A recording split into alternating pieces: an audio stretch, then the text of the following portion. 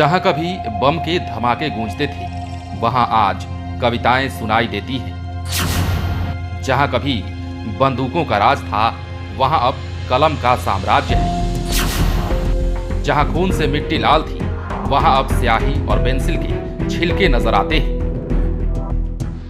बिहार में वैसे तो आपने शिक्षा की कई तस्वीरें देखी होंगी और देखते भी होंगे, लेकिन आज जो तस्वीर आप देखेंगे उसके बाद शायद बिहार की एक अलग ही झलक आपको इसमें दिखाई दे जाए। अब मुद्दे पर आते हैं। बिहार के नक्सलियों का गढ़ रहा जमुई बरहट प्रखंड का चोरमारा गांव। कभी यहां सिर्फ लाल सलाम के नारे लगते थे, बंदूकें गरजती थी, लेकिन अब बदल रहा है।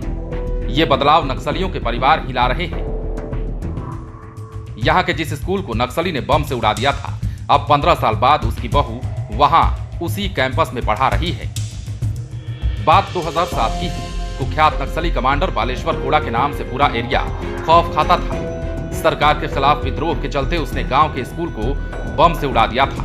अब इस स्कूल में उसकी बहू रंजू देवी शिक्षा की अलख जगा रही है।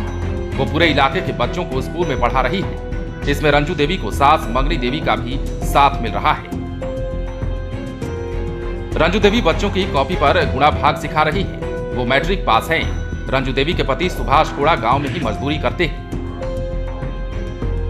इस सरकारी स्कूल में 1 से 5 कक्षा तक की पढ़ाई होती है। स्कूल में 185 बच्चों का एडमिशन है।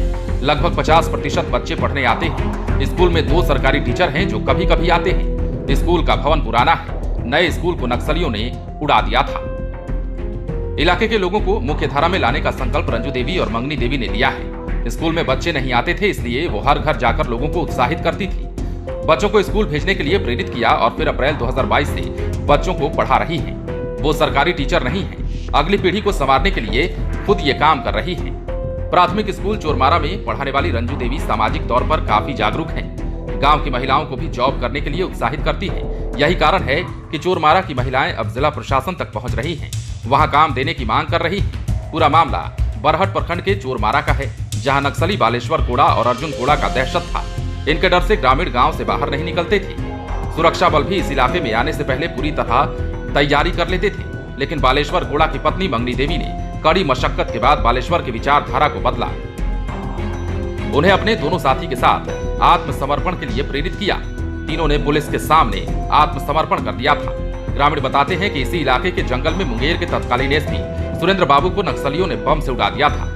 परिस्थितियां बदली तो अब तस्वीर भी बदलती नजर आ रही है। अर्धसैनिक बलों की सक्रियता और सफल अभियानों ने नक्सलियों की कमर तोड़ने के साथ उसे मुख्य धारा में जोड़ने का भी काम शुरू कर दिया है। तो ये तस्वीर बिहार की वो तस्वीर है जो सीख लेने वाली है, जो ये बताने वाली है कि गलत करके भी कैसे सब कुछ सही किया जा सकता है। बालेश्वर कोड़ा की कहानी दुनिया जानती है। जमुई में कभी बालेश्वर कोड़ा की दहशत का राज हुआ करता था, लेकिन आज उसकी बहू जिस स्कूल को बालेश्वर ने उड़ाया, उसी कैंपस में बच्चों में शिक्षा का ऐसा अलख जगा रही है जो कि एक मिसाल बनकर रह गया है। बने रहे लाइव सिटीज के साथ। यदि अब तक आपने हमारे चैनल को सब्सक्राइब नहीं किया है तो सब्सक्राइब कर लीजिए, ताकि हम आपको खबरों से अपडेट रख सकें।